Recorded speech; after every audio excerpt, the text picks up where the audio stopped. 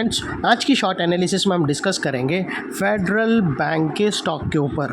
दोस्तों ये स्टॉक अगर आप देखो तो जुलाई 2024 से करेक्शन के अंदर चल रहा है। मोटा मोटी देखो तो दोस्तों पूरे 4 महीने यानी पूरा एक क्वार्टर इसने करेक्शन में बिता दिया। और करेक्शन में भी दोस्तों इसने दोनों तरह का करेक्शन दिया, प्राइस वाइज टाइम वाइज दोनों।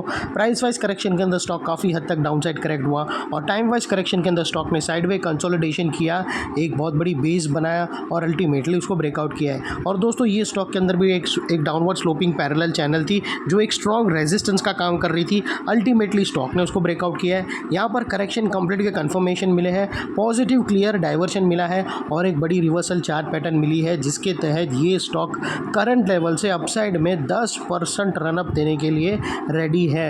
लेकिन दोस्तों इसमें कोई भी हमारी बाय सेल होल्ड रिकमेंडेशन नहीं है, ये प्योरली एजुकेशन पर्पस से मैं अपना पॉइंट ऑफ व्यू आप लोगों के सामने शेयर कर रहा हूँ। कोई भी पोजीशन लेने से पहले अपने फाइनेंशियल एडवाइज़र को ज़रूर कंसल्ट कर लेना। फ्रेंड्स आप लोग देख सकते हो कि ये वो एरिया टॉप था जहाँ से करेक्शन स्टार्ट हुआ और यहाँ से कुछ इस तरह से downward sloping parallel channel stock के अंदर बनी।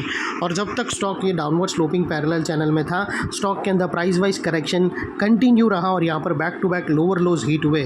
दोस्तों अगर आप देखो तो फर्स्ट लोअर लोज यहाँ हीट हुआ, सेकेंड लोअर लोज यहाँ पर हीट हुआ, थर्ड लोअर लोज यहाँ हीट हुआ और फोर्थ लोअर लोज यहाँ हीट हुआ। और जैसे ही दोस्तों ये downward sloping parallel channel upside में ब्रेकआउट हुई, इसने मल्टीपल हायर हाइज को ब्रेक करके उसके अबाउट सस्टेन क्लोजिंग देकर कंफर्म कर दिया करेक्शन कंप्लीटेड। यहाँ पर दो बड़ी चीज़ एक साथ हमें मिली फ्रेंड्स। पहले तो इसने डाउनवर्ड स्लोपिंग पैरेलल चैनल को अपसाइड में ब्रेक किया जिसकी वजह से जो स्ट्रेट डाउनसाइड फॉल आ रहा था प्राइस वाइज करेक्शन का वो अल्टीमेटली रुक गया।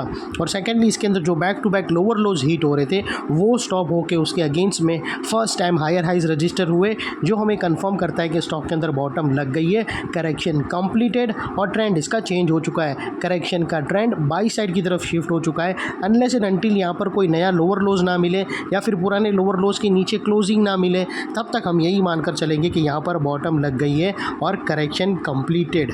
और दोस्तों बात कर लेते हैं डाइवर्शन की।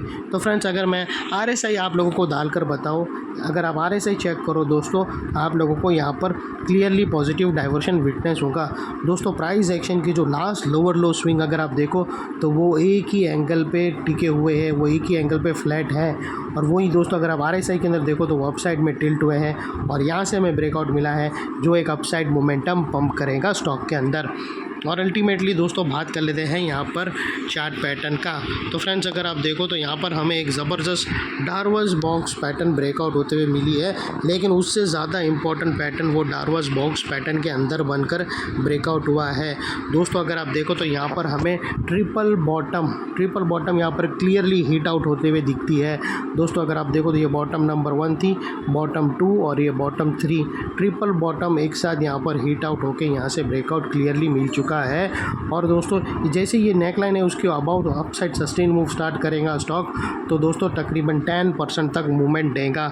और दोस्तों ये जो पैरेलल चैनल या ट्रिपल बॉटम की जो नेकलाइन आसपास आ रही है वो 200 के आसपास आ रही है। और ये जो इनसाइड रेंज है दोस्तों ये तकरीबन 10% की रेंज है जो यहाँ से ऑलरेडी ब्रेकआउट हो चुका है और अपसाइड में 10% तक मूवमेंट देगा।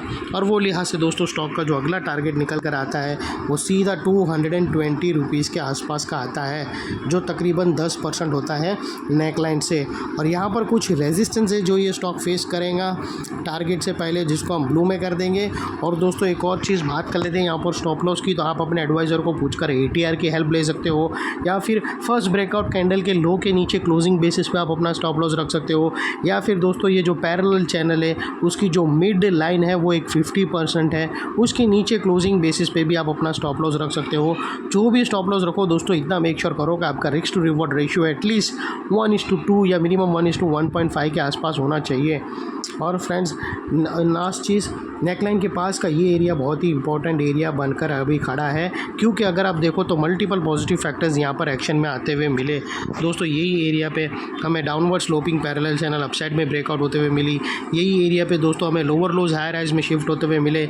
यहाँ पर ही दोस्तों हमें RSI के थ्रू पॉजिटिव क्लियर डाइवर्शन मिला और यहाँ पर ही दोस्तों ट्रिपल बॉटम हिट आउट हुई और एक पैरेलल चैनल भी ब्रेकआउट हुई। तो वो लिहाज से दोस्तों ये एरिया जो अभी तक एक स्ट्रॉन्ग रेजिस्टेंस था वो अल्टीमेटली स्ट्रॉन्ग सपोर्ट बनकर खड़ा है। और इतने बड़े स्ट्रॉन्ग सपोर्ट के नीचे क्लोजिंग बेसिस पे तुम्हारा स्टॉप लॉस रहना चाहिए जो आसानी से हिट ना हो। और बाय एनी चांस अगर क्लोजिंग बेसिस पे हिट हो जाता है तो दोस्तों नो इफ नो बट सीधा स्टॉप लॉस देकर ट्रेड को वाइंड अप कर देना चाहिए। ये थी हमारी शॉर्ट एंड स्वीट एनालिसिस। अच्छी लगे तो प्लीज़ चैनल को लाइक शेयर सब्सक्राइब ज़रूर करना। Thank you. जय हिंद।